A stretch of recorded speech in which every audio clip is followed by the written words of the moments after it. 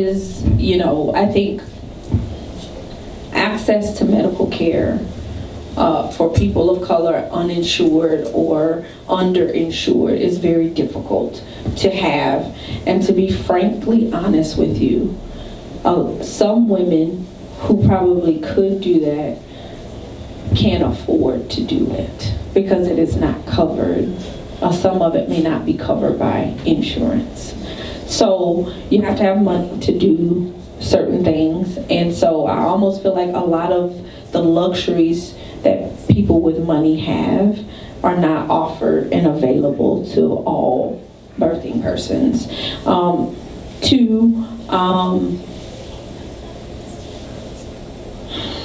I'm going to see how I'm going to say this. So I think access to healthcare is one, and finding the space to do it is another. And you do need money to do these things. So you need money and support to be able to keep the doors open, keep the lights on, and keep those things. I always encourage people to definitely stay in contact or have access to a hospital, because although birth is wonderful, if there is an emergency, I like for people to have access to what they need, because the very thing that you want them to be successful, and you don't want a poor outcome either. So I think location is important, and access to funds to be able to do that is important. And so probably some of the barriers are money, politics, and location, which is pretty much everything that we have. And I think, yes, I think people should have a right to birth wherever they choose, but also in the event of an emergency have access to the care that they need, and be the right candidate to be able to do that.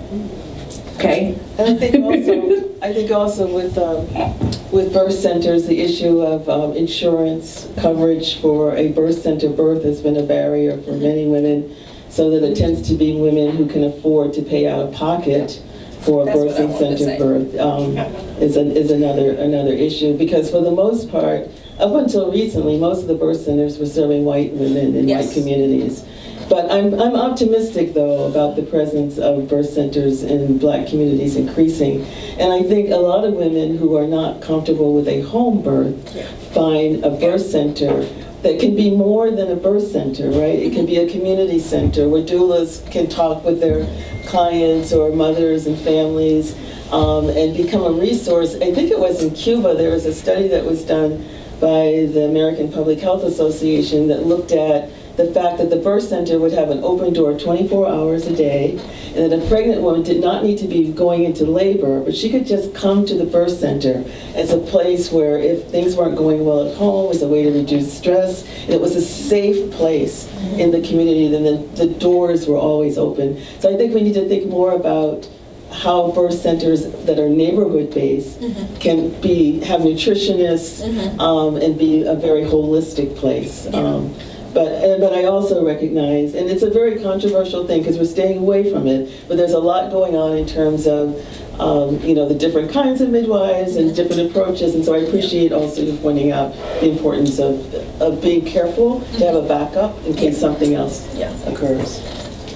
And she said what I really wanted to say. It's really insurance. So people with money or that can pay cash are usually the one that have access to these experiences. And I think that's unfair. It's just like for me, I think I breastfed my son for a whole year.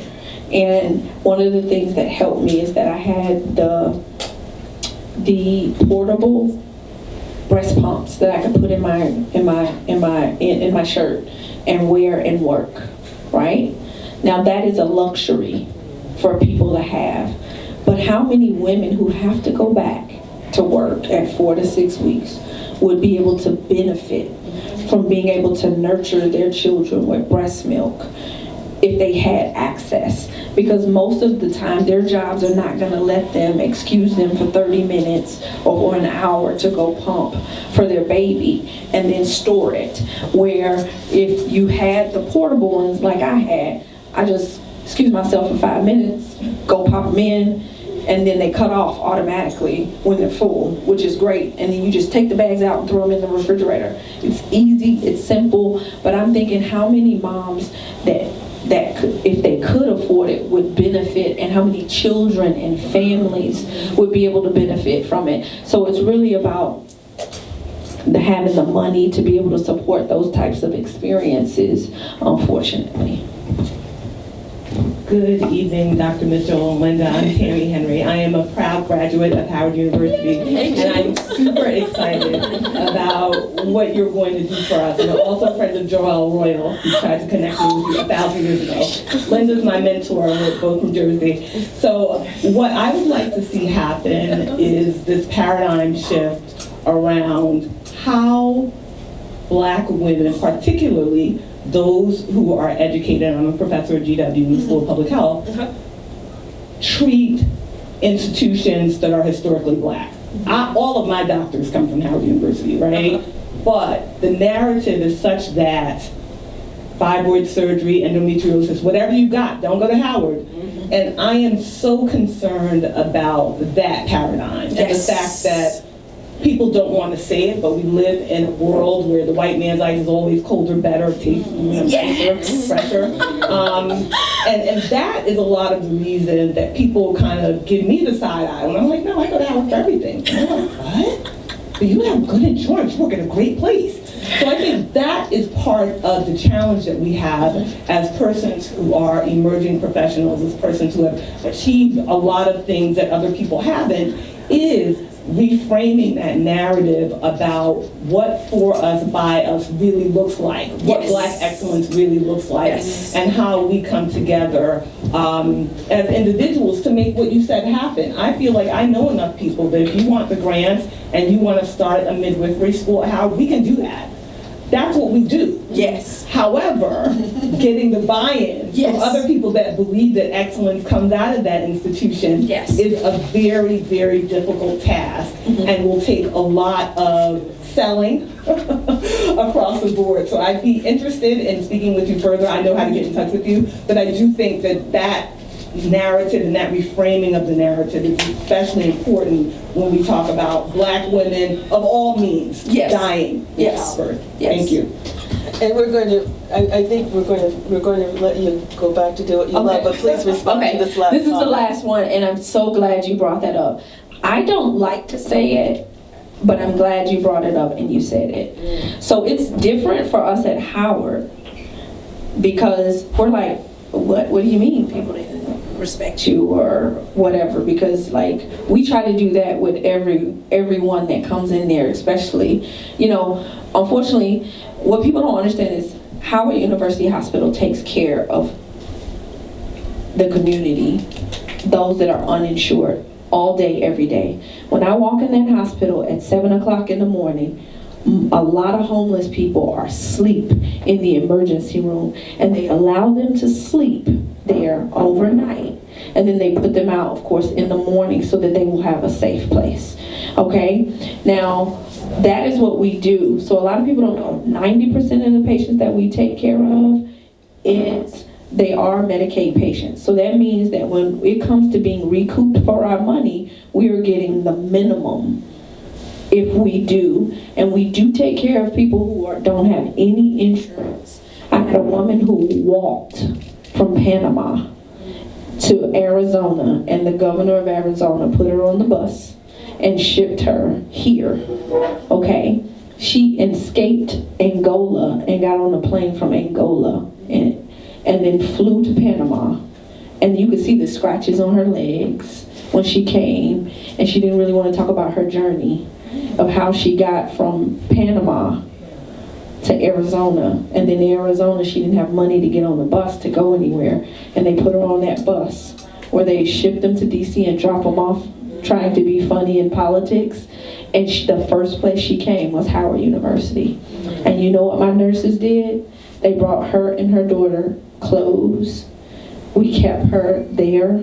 Her baby was severely growth restricted because she hadn't eaten in over a month because she left in, I'll never forget, she said April 27th is when I left Angola.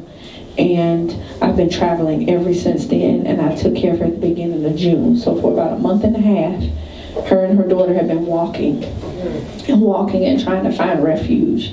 And she was afraid that she was admitted to the hospital, that her 12-year-old daughter wouldn't be able to stay with her and she would go to the system. And we allowed her daughter to stay in the hospital with her so that she would not lose her child to the system because she had no one else here. And we took care of her. We had her baby's still in the NICU, and we take care of them. But we take care of those that are underinsured. So you're right, we can't afford the big fancy things that a lot of these other hospitals have because we're not getting paid top dollar for the care that we provide.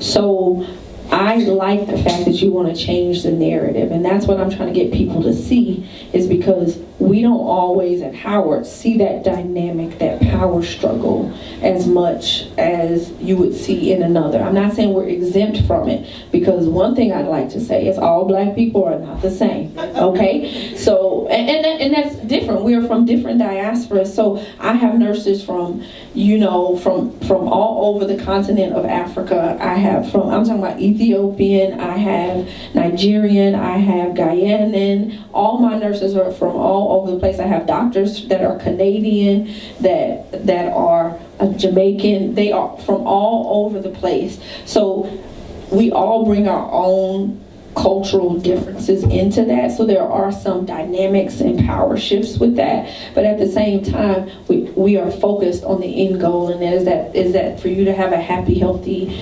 baby, because we're all trying to survive. We're not trying to contribute to the demise of our own. We're trying to build people up. So I think that narrative is there. And I had a patient come in about 2 weeks ago. She said, we should have listened to you. You told me to come. You said I was having these issues. I should have came right to labor and delivery, and I needed to have a C-section. She said I didn't listen, and I went to Anne Arundel County. And guess what happened? I had a C-section. I was like, yeah. So she thought that she was going to a different place, going to get a different story, and end up in a different type of thing. So I think, yes, you should give Howard a chance. We are moving forward. We haven't arrived yet, but we are trying to change the narrative and continue to provide awesome care. Thank you so much again. Could I just say one thing?